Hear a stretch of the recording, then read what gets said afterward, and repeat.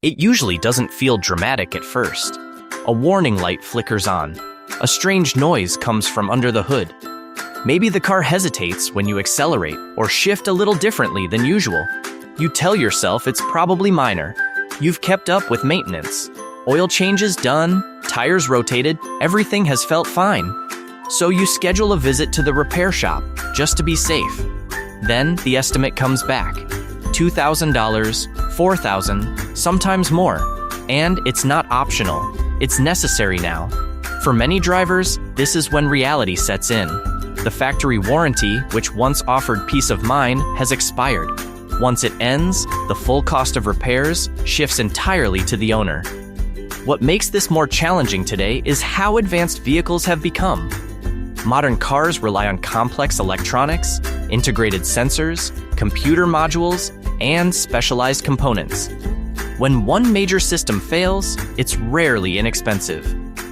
Industry patterns observed by vehicle protection plan administrators like MotoAssure Admin show that many significant repairs occur after factory coverage ends, and often without dramatic warning beforehand. That's when difficult choices begin. Delay the repair and risk more damage? Put it on a credit card? Dip into savings meant for something else? Now imagine the same situation, the same warning light, the same repair estimate, but this time, there's a plan in place. Instead of absorbing the full cost, the repair is handled according to coverage terms. The disruption is smaller. The financial impact is manageable. The decision isn't driven by panic. Vehicle protection plans exist to address the gap between warranty expiration and unexpected repairs. Administrators like MotoAssure Admin oversee these plans every day, helping process claims when covered components fail.